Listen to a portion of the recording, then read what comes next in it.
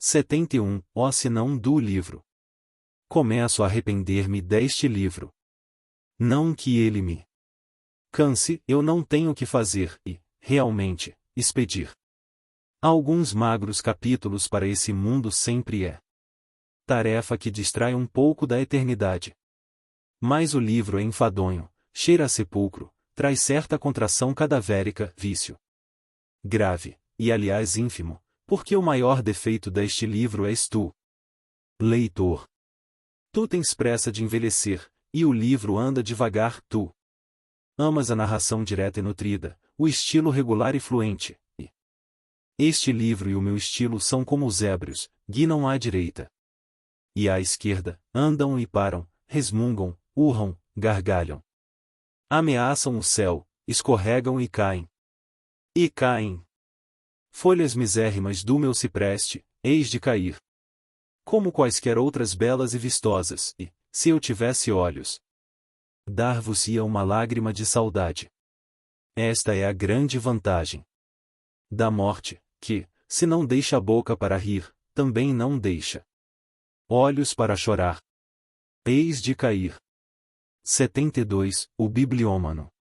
Talvez suprima o capítulo anterior, entre outros motivos. Há aí, nas últimas linhas, uma frase muito parecida com despropósito, e eu não quero dar pasto à crítica do futuro. Olhai, daqui a 70 anos, um sujeito magro, amarelo, grisalho, que não ama nenhuma outra coisa além dos livros.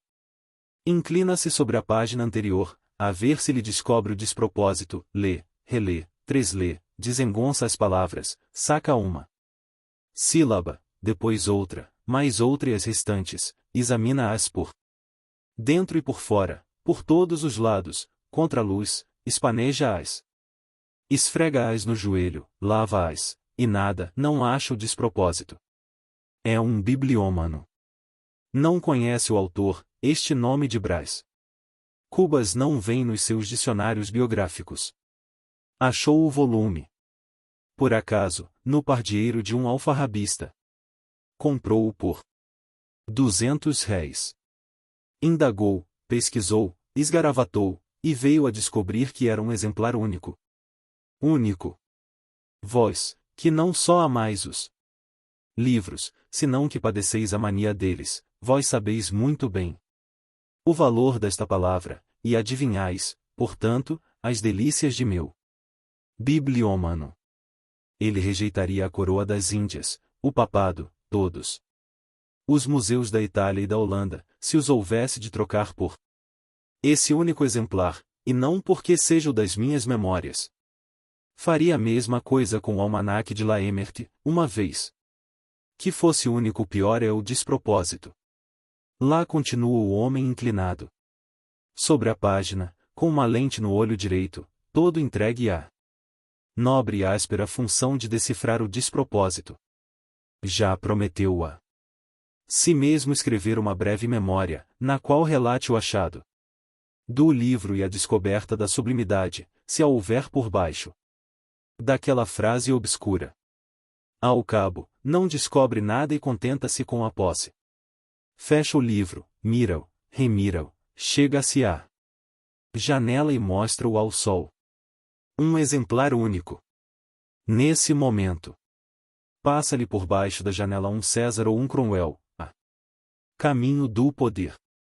Ele dá de ombros, fecha a janela, estira-se na rede e folheia o livro devagar, com amor, aos goles. Um exemplar único. 73. O Blumsheln. O despropósito fez-me perder outro capítulo. Que melhor não era dizer as coisas lisamente, sem todos estes solavancos. Já comparei o meu estilo ao andar dos ébrios. Se a ideia vos parece indecorosa, direi que ele é o que eram as minhas refeições com Virgília, na casinha da Gamboa, onde às vezes fazíamos a nossa patuscada, o nosso luncheon. Vinho, fruta, compotas. Comíamos, é verdade, mas era um comer virgulado de palavrinhas doces, de olhares ternos, de criancices, uma infinidade desses apartes do coração. aliás o verdadeiro, o ininterrupto discurso do amor. Às vezes, vinha o arrufo temperar o nímio adocicado da situação. Ela deixava-me, refugiava-se num canto do canapé, ou ia para o interior ouvir as denguices de Dona Plácida. 5 ou 10 minutos depois, reatávamos a palestra, como eu reato a narração, para desatá-la outra vez. Note-se que, longe de termos horror ao método, era nosso costume convidá-lo, na pessoa de de Plácida, a sentar-se conosco à mesa, mas de Plácida não aceitava nunca. Você parece que não gosta mais de mim, disse-lhe um dia Virgília. Virgem Nossa Senhora! Exclamou a boa dama alçando as mãos para o teto. Não gosto de Yaya. Mas então de quem é que eu gostaria neste mundo? E, pegando-lhe nas mãos, olhou-a fixamente, até molharem-se-lhe os olhos, de tão fixo que era. Virgília acariciou-a muito, eu deixei-lhe uma pratinha na algibeira do vestido. 74. História de de Plácida. Não te arrependas de ser generoso, a pratinha rendeu-me uma confidência de de Plácida, e conseguintemente este capítulo. Dias depois, como eu a achasse só em casa, travamos palestra, e ela contou-me em breves termos a sua história. Era filha natural de um sacristão da Sé e de uma mulher que fazia doces para fora. Perdeu o pai aos 10 anos. Já então ralava coco e fazia não sei que outros trabalhos de doceira, compatíveis com a idade. Aos 15 ou 16 casou com um alfaiate, que morreu tísico algum tempo depois, deixando-lhe uma filha. Viúva e moça, ficaram a seu cargo a filha, com 2 anos, e a mãe, cansada de trabalhar. Tinha de sustentar a 3 pessoas. Fazia doces, que era o seu ofício, mas cozia também, de dia e de noite, com afinco, para 3 ou 4 lojas, e ensinava algumas crianças do bairro, a 10 tostões por mês. Com isto iam-se passando os anos, não há beleza, porque não a tivera nunca. Apareceram-lhe alguns namoros, propostas, seduções, a que resistia. Se eu pudesse encontrar outro marido, disse-me ela, creia que me teria casado, mas ninguém queria casar comigo. Um dos pretendentes conseguiu fazer-se aceito, não sendo, porém, mais delicado que os outros, de Plácida despediu-o do mesmo modo, e, depois de o despedir, chorou muito. Continuou a cozer para fora e a escumar os tachos. A mãe tinha a rabugem do temperamento, dos anos e da necessidade, mortificava a filha para que tomasse um dos maridos de empréstimo e de ocasião que lhe a pediam. E bradava: queres ser melhor do que eu? Não sei donde te vêm essas fidúcias de pessoa rica. Minha camarada, a vida não se arranja à toa, não se come vento. Ora esta! Moços tão bons como o Policarpo da Venda, coitado. Esperas algum fidalgo, não é? De Plácida jurou-me que não esperava fidalgo nenhum. Era gênio. Queria ser casada. Sabia muito bem que a mãe o não fora. E conhecia algumas que tinham só o seu moço delas, mas era gênio e queria ser casada. Não queria também que a filha fosse outra coisa. Trabalhava muito, queimando os dedos ao fogão e os olhos ao candeeiro, para comer e não cair. Emagreceu. Adoeceu, perdeu a mãe, enterrou-a por subscrição, e continuou a trabalhar.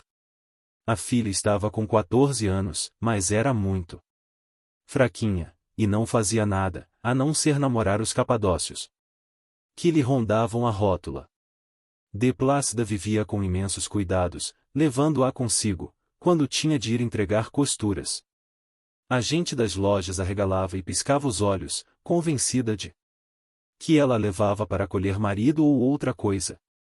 Alguns diziam graçolas, faziam cumprimentos. A mãe chegou a receber propostas de dinheiro. Interrompeu-se um instante, e continuou logo. Minha filha fugiu-me, foi com um sujeito, nem quero saber. Deixou-me só, mas tão triste, que pensei morrer. Não tinha ninguém mais no mundo e estava quase velha. E doente. Foi por esse tempo que conheci a família de Yaya, boa gente, que me deu o que fazer, e até chegou a me dar casa. E estive lá muitos meses, um ano, mais de um ano, agregada, costurando. Saí quando Yaya casou. Depois vivi como Deus foi servido. Olhe os meus dedos, olhe estas mãos. E mostrou-me as mãos grossas e gretadas, as pontas dos dedos picadas da agulha. Não se cria isto à toa, meu senhor, Deus sabe como é que isto se cria. Felizmente, Yaya me protegeu, e o senhor doutor também. Eu tinha um medo de acabar na rua, pedindo esmola. Ao soltar a última frase, de Plácida teve um calafrio. Depois, como se tornasse a si, pareceu atentar na inconveniência daquela confissão ao amante de uma mulher casada, e começou a rir, a desdizer-se, a chamar-se tola, cheia de fidúcias, como lhe dizia a mãe. Enfim, cansada do meu silêncio, retirou-se da sala. Eu fiquei a olhar para a ponta do botim. 75, comigo. Podendo acontecer que algum dos meus leitores tenha pulado o capítulo anterior, observo que é preciso lê-lo para entender o que eu disse comigo, logo depois que de Plácida saiu da sala. O que eu disse foi isto. Assim, pois, o sacristão da Sé, um dia, ajudando a missa, viu entrar a dama, que devia ser sua colaboradora na vida de D. Plácida. Viu-a outros dias, durante semanas inteiras, gostou. Disse-lhe alguma graça, pisou-lhe o pé, ao acender os altares. Nos dias de festa. Ela gostou dele, acercaram-se, amaram-se. Dessa conjunção de luxúrias vadias brotou de Plácida. É de crer que de Plácida não falasse ainda quando nasceu, mas se falasse, podia dizer aos autores de seus dias: aqui estou. Para que me chamastes? E o sacristão e a sacristã naturalmente lhe responderiam: chamamos-te para queimar os dedos nos tachos, os olhos na costura, comer mal, ou não comer, andar de um lado para outro, na faina, adoecendo e sarando, com o fim de tornar a adoecer e sarar outra vez, triste agora, logo desesperada, amanhã resignada, mas sempre com as mãos no tacho e os olhos na costura, até acabar um dia na lama ou no hospital. Foi para isso que te chamamos, num momento de simpatia. 76, o estrume. S. Úbito deu-me à consciência um repelão, acusou-me de ter feito capitular a probidade de Plácida, obrigando-a a um papel torpe, depois de uma longa vida de trabalho e privações. Medianeira não era melhor que concubina, e eu tinha abaixado a esse ofício, à custa de obséquios e dinheiros. Foi o que me disse a consciência. Fiquei uns 10 minutos sem saber que lhe replicasse. Ela acrescentou que eu me aproveitará da fascinação exercida por Virgília sobre a ex-costureira, da gratidão desta, enfim da necessidade. Notou a resistência de Plácida, as lágrimas dos primeiros dias, as caras feias, os silêncios, os olhos baixos, e a minha arte em suportar tudo isso, até vencê-la.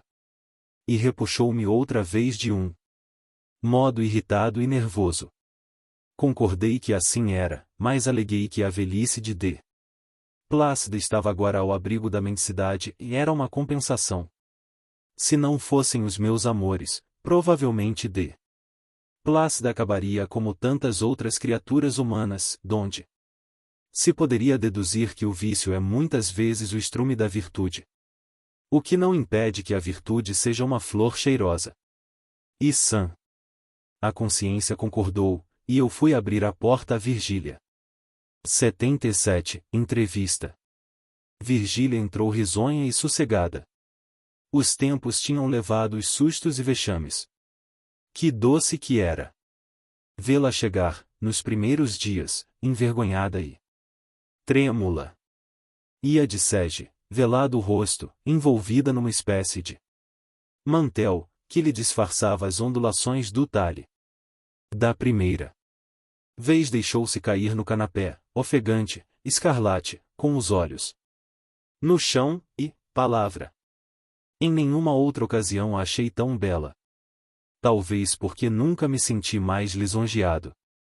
Agora, porém, como eu dizia, tinham acabado os sustos e vexames, as entrevistas entravam no período cronométrico.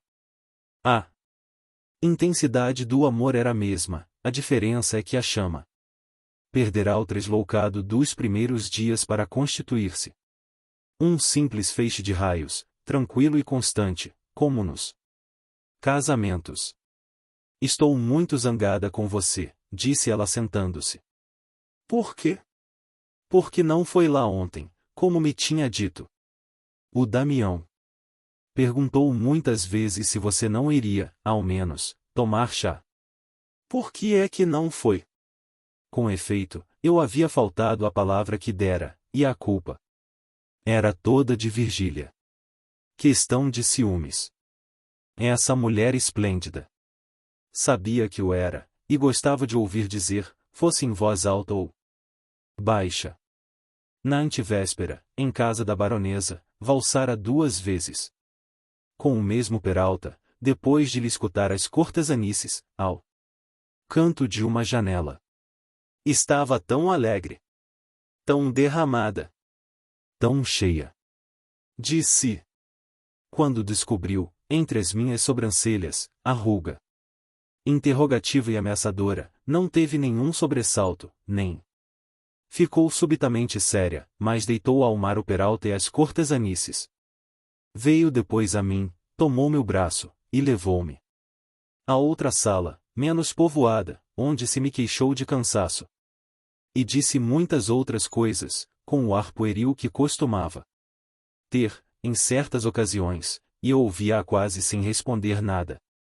Agora mesmo, custava-me responder alguma coisa, mas enfim contei-lhe o motivo da minha ausência. Não, eternas estrelas, nunca vi olhos mais pasmados. A boca semi-aberta. As sobrancelhas arqueadas, uma estupefação visível, tangível. Que se não podia negar, tal foi a primeira réplica de Virgília. Abanou a cabeça com um sorriso de piedade e ternura, que inteiramente me confundiu. Ora, você! E foi tirar o chapéu, lépida, jovial como a menina que torna do colégio, depois veio a mim, que estava sentado, deu-me pancadinha na testa, com um só dedo, a repetir, isto. E eu não tive remédio senão rir também, e tudo acabou em galhofa. Era claro que me enganara. 78. A presidência. Certo dia, meses depois, entrou Lobo Neves em casa, dizendo que iria talvez ocupar uma presidência de província.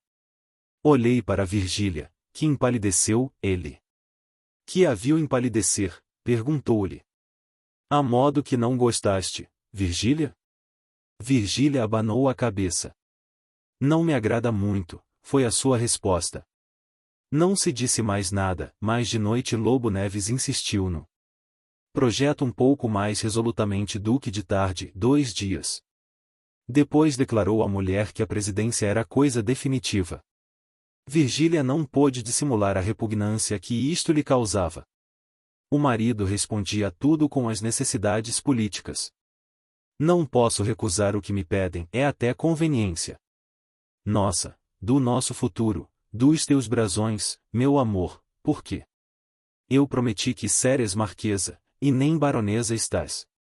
Dirás que sou ambicioso.